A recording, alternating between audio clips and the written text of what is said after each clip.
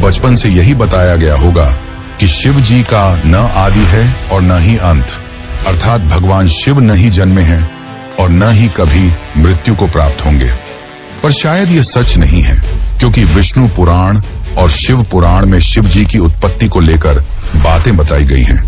यहाँ तक कि श्रीमद् देवी महापुराण में शिव जी के माता और पिता का भी वर्णन मिलता है। तो आखिर कौन है शिव जी के माता और पिता?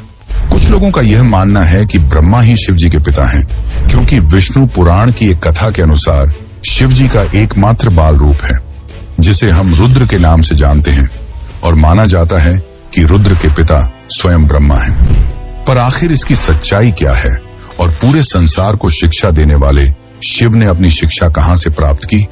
तो चलिए जानते हैं शिव जी के जन्म का असली रहस्य। लेकिन उससे पहले वीडियो को लाइक करके कमेंट में हर हर महादेव जरूर लिखें। शिव पुराण के अनुसार शिव जी अजन्मे हैं, यानी कि उनका जन्म नहीं हुआ है, और वे स्वयंभू हैं, यानी कि खुद से ही उत्पन्न हुए हैं। क्या इसका मतलब यह है कि शिव जी के न तो माता हैं और न ही पिता?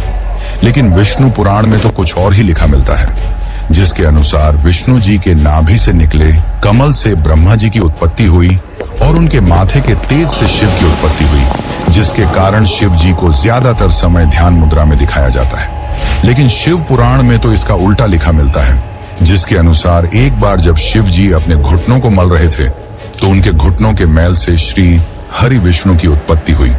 अब इस मामले में तो दोनों पुराणों में अलग अलग बातें बताई गई हैं, परंतु विष्णु पुराण की एक और कथा के अनुसार ब्रह्मा ही शिव जी के पिता हैं।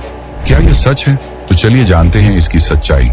लेकिन उस कथा को समझने से पहले एक और कथा को जान लेते हैं, जो काफी ज्यादा प्रसिद्ध है। और इसी कथा के अनुसार शिव जी को आदि अनादि का दर्जा मिला, यानी कि न ही उनका कोई शुरुआत है और न ही अंत। दरअसल एक समय की बात है, भगवान विष्णु और ब्रह्मा में यह बहस छिड़ गई कि उन दोनों में से कौन ज्यादा महान है। ब्रह्मा को अपने सृष्टिकर्ता और सृष्टि को रचने का अभिमान था, वहीं विष्णु को इस जगत के पालनहार होने का घमंड था। दोनों के बीच की बहस काफी बढ़ गई और तभी दोनों के बीच में एक विशालकाय खंभा आ खड़ा हुआ। उस खंभे के अंदर से आवाज आई कि जो भी इस खंभे का आखिरी हिस्सा खोज लेगा वही सर्वश्रेष्ठ होगा। यह सुनकर दोनों ने खंभे का आखिरी छोर खोजने का निर्णय लिया। ब्रह्मा जी ने एक हंस का रूप धारण किया और खंभे का ऊपरी हिस्सा खोजने के लिए उड़ चले। वहीं विष्णु ने एक वराह का रूप लिया और खंभे का निचला हिस्सा खोजने को निकल पड़े। हजारों वर्षों तक खोजने के बावजूद दोनों को उसका आखिरी छोर नहीं मिला, जिसके पश्चात वे थक हार कर वापस लौट आए। अंततः खंभे के भीतर से शिव जी प्रकट हुए। यह कथा यह दर्शाती है कि शिव जी का न तो आदि है और न ही अंत। लेकिन दोस्तों, क्या आपको पता है, इसी दौरान जब विष्णु और ब्रह्मा थक हार कर वापस लौटे और जब शिव जी प्रकट हुए, तब उन्होंने दोनों से पूछा कि क्या आपको खंभे का आखिरी छोर मिला? विष्णु ने निराशा भरे शब्दों में कहा कि मैं इसका आखिरी हिस्सा खोजने में असफल रहा, परंतु ब्रह्मा जी ने यह झूठ बोला कि वह इसका आखिरी हिस्सा खोजने में सफल रहे। ये बात सुनकर शिव जी काफी क्रोधित हुए और ब्रह्मा को श्राप दिया कि आज से पृथ्वी लोक पर तुम्हारी कोई पूजा नहीं करेगा, जिसके कारण आज भी ब्रह्मा जी का न तो ज्यादा कोई मंदिर है और न ही उन्हें पूजा जाता है। वैसे दोस्तों, इसके पीछे एक और कथा है जो भगवान ब्रह्मा और उनकी पुत्री से जुड़ा हुआ है, पर हम उसकी बात किसी और वीडियो में करेंगे। अभी हम ये जान लेते हैं कि क्यों शिव जी को ब्रह्मा का पुत्र बताया जाता है, आखिर इसके पीछे क्या सच्चाई है। तो चलिए अब इस कथा को भी जानते हैं। विष्णु पुराण के अनुसार सृष्टि के प्रारंभिक काल में जब सब कुछ यानी कि पूरा ब्रह्मांड जलमग्न था, न कोई देवता, न दानव और न ही कोई जीव जंतु, तब केवल श्री हरि विष्णु ही क्षीर सागर पर शेषनाग पर विश्राम कर रहे थे और उनकी नाभि से निकले कमल से ब्रह्मा जी की उत्पत्ति हुई। इसके पश्चात ब्रह्मा जी और विष्णु जी इस सृष्टि की उत्पत्ति और रचना को लेकर बातें करने लगे। इसी दौरान शिवजी भी वहां प्रकट हुए। जब शिवजी वहां प्रकट हुए तब ब्रह्मा ने उन्हें पहचानने से इनकार कर दिया, जिससे शिव रूठ गए और वहां से चले गए। तब विष्णु ने ब्रह्मा को दिव्य दृष्टि प्रदान की, जिसके पश्चात ब्रह्मा जी को अपनी गलती का एहसास हुआ। तब ब्रह्मा जी ने शिव जी से माफी मांगी और उनसे यह वरदान मांगा कि वे उनके पुत्र रूप में जन्म लें।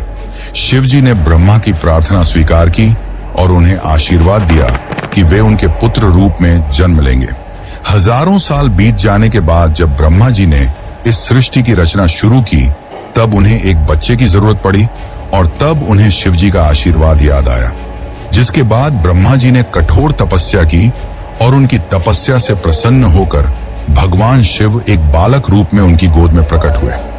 आपकी जानकारी के लिए बता दूं कि यह भगवान शिव का एकमात्र बाल रूप है। दरअसल जब शिव जी बाल रूप में प्रकट हुए तो काफी ज्यादा रोने लगे और जब ब्रह्मा जी ने उनके रोने का कारण पूछा तो उन्होंने बड़ी ही मासूमियत से कहा कि वे इसलिए रो रहे हैं क्योंकि उनका कोई नाम नहीं है। तब ब्रह्मा जी ने उन्हें रुद्र नाम दिया, जिसका अर्थ होता है रोने वाला। परंतु इसके बावजूद भी शिव जी शांत नहीं हुए क्योंकि उन्हें यह नाम पसंद नहीं आया। जिसके बाद ब्रह्मा ने उन्हें दूसरा नाम दिया जो है सर्व, पर शिव जी को यह नाम भी पसंद नहीं आया। जिसके बाद ब्रह्मा ने उन्हें और भी नाम दिए जैसे भव, उग्र, भीम, पशुपति, ईशान, महादेव और इसी तरह ब्रह्मा जी ने शिव जी को 108 नाम दिए और माना जाता है कि यह सारे नाम धरती पर ही लिखे गए थे। पर दोस्तों, शिव जी के जन्म की असली सच्चाई तो अभी तक हमने नहीं जानी। तो चलिए अब हम जानते हैं शिव के जन्म की असली कहानी। आखिर कौन है उनके माता पिता। लेकिन उससे पहले आपसे एक विनती है कि अगर आपको यह वीडियो अच्छी लग रही है